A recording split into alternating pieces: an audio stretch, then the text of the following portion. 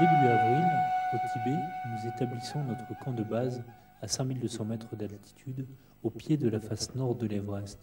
Il nous faudra ensuite aller installer un camp de base avancé qui, à 6400 mètres, sera 1600 mètres plus haut que le Mont Blanc. Puis, nous monterons un camp au col nord à 7100 mètres et, enfin, le dernier camp à 7900 mètres. Notre objectif est d'être prêt à tenter le sommet au mois de mai qui offre la meilleure météo.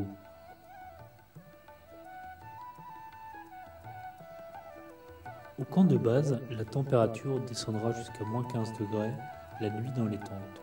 Nous nous y reposerons entre les portages dans les camps supérieurs. Au-dessus de 7000 mètres, nous entrons dans une zone où le corps humain ne tolère que quelques jours, même en étant bien acclimaté. Ben voilà la douche du camp de base. C'est bonheur. Ça fait du bien de se laver, Cyril. Hein? Ça fait du bien de se laver. Ouais, une fois par mois, ça fait du bien. Ça faisait combien de temps là que tu t'étais pas lavé? Je sais pas, une quinzaine de jours. Ah bah ça va. Avec Cyril, qui veut faire la première descente de l'Everest en snowboard, nous sommes descendus voir un lama qui vit en ermite près du camp de base. Il nous a donné la Good Luck Benediction et prédit beaucoup de chance.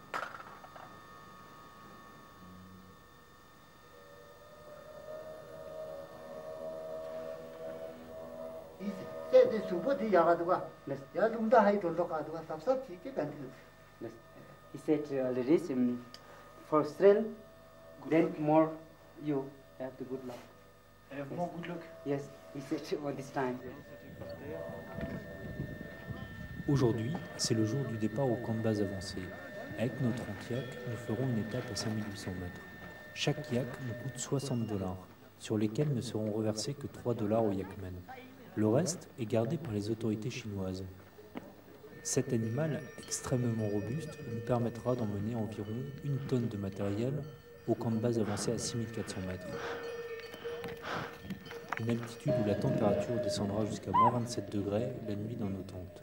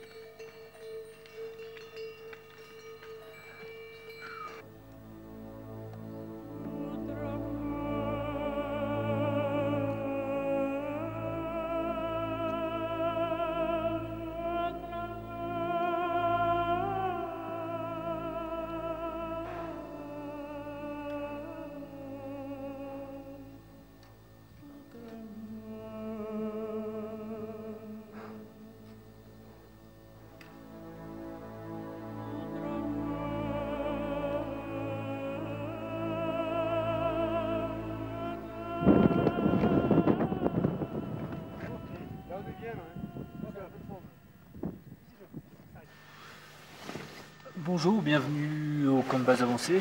On est à 6450 mètres. J'ai déjà passé 2 nuits ici. Pour l'équipe, c'est pas la grande forme. Parce qu'hier, on a dû renvoyer le cuisinier Lapka en bas au camp de base parce qu'il était vraiment pas bien. Et ce matin, c'était au tour de Wim et de Jean-Gabriel, le caméraman de l'équipe. Et moi, ils ont commencé à descendre à 2. Au bout d'un quart d'heure, Jean-Gabriel ne pouvait plus avancer. Il était déjà tombé 5 fois. Donc il a fallu qu'on le mette dans un caisson hyperbar pendant 2 heures. J'ai descendu une bouteille d'oxygène pour sa sortie du caisson hyperbar. Donc qu'est-ce que tu ressentais à l'intérieur de ce caisson hyperbar? C'est un peu la forme d'un cercueil, sauf que tu as 2 petites fenêtres qui te permettent de voir le monde extérieur. Ben, on te le dit que c'est la forme d'un cercueil, parce qu'on te dit que tu risques de mourir, quoi. On te le formule aussi clairement que ça. Et qu'est-ce qu'ils t'ont dit les Danois en te voyant?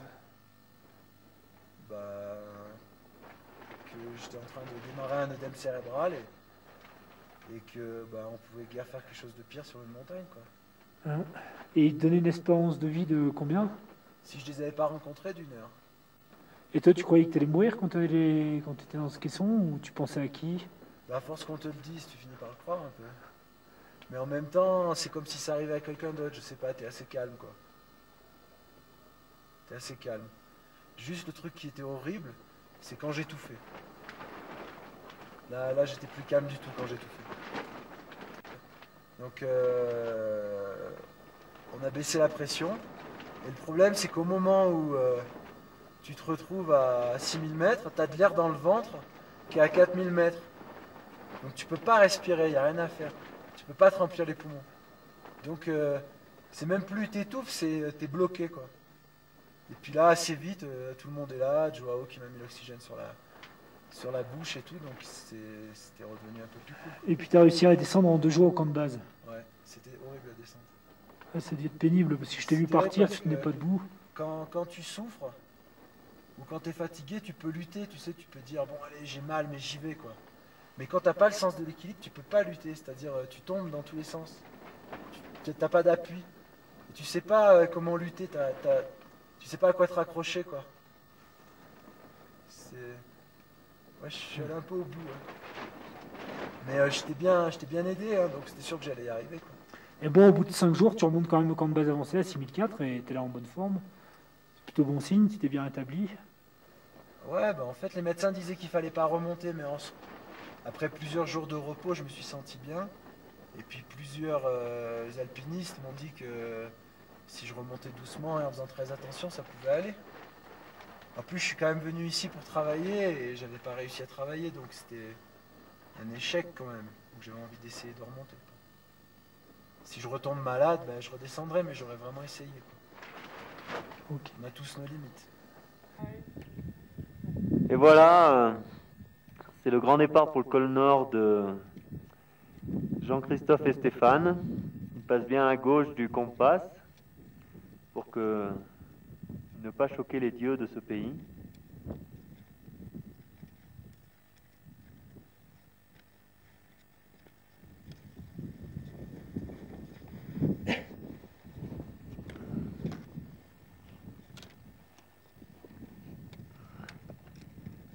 Voilà où ils vont aller, l'Everest.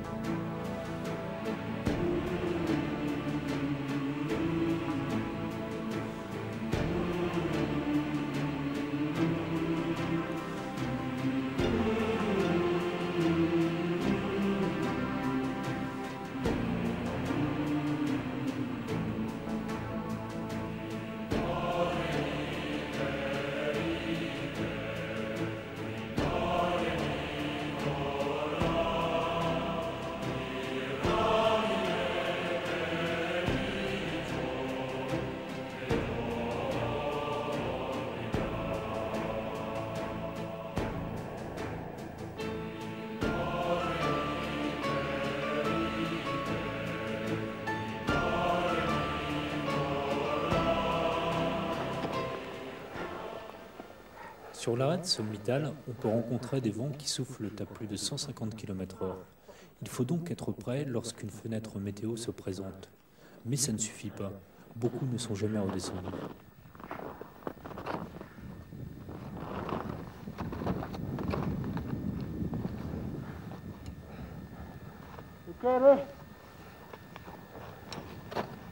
Ici, il y a un petit peu de vent, mais il fait clair, tous les nuages sont en dessous.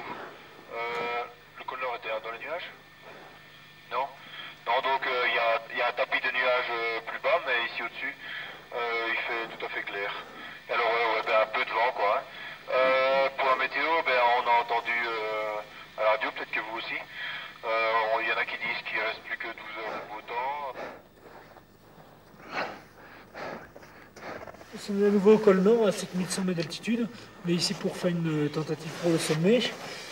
C'est Orsilia Pascal et Joe qui sont à 7009 là au dernier camp. Et ils vont tenter cette nuit, ils partent à 10h de 7009. Et pour nous, on tentera, et on verra si la météo est bonne demain ou pas. On analysera en fonction, on va toujours monter à 7009. Sinon, pour moi, j'espère que je vais passer une meilleure nuit que la dernière que j'ai passée ici. Parce que je pense que la je commence à un œdème pulmonaire. À 1h du matin, je n'arrivais pas à retrouver mon souffle. Et je n'osais plus m'endormir. Je me demandais, je commençais à me poser des questions. Donc j'espère que ça va aller mieux cette fois-ci, mais a priori, ça va. Jesus, help me. I'm alone in this world, and a fucked up world it is too. Tell me the story, the one about eternity, and the way it's all gonna be. Wake up, dead man. Wake up, dead man.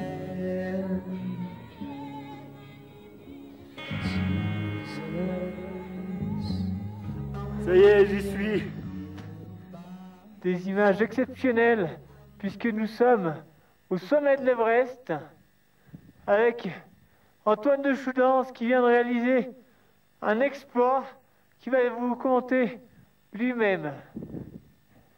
Alors Antoine, qu'est-ce que tu viens de réaliser? Ben, je viens de monter par l'arête nord, sans oxygène. Je suis vraiment content parce que j'en rêvais depuis tout le temps, de cet Everest sans oxygène.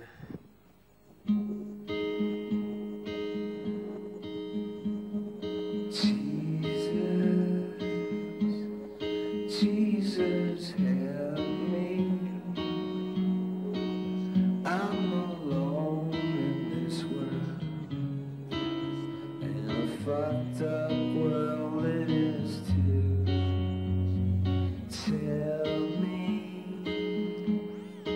Tell me the story, the one about eternity, and the way it's all gonna be.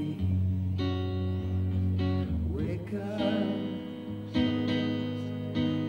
up, dead man.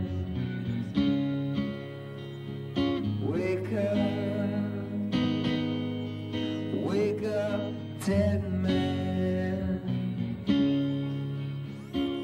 Jesus, I'm waiting here.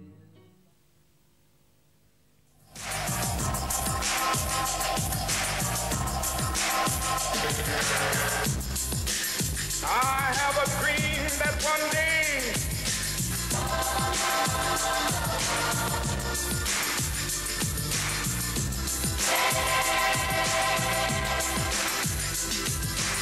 so let freedom ring. Let freedom ring.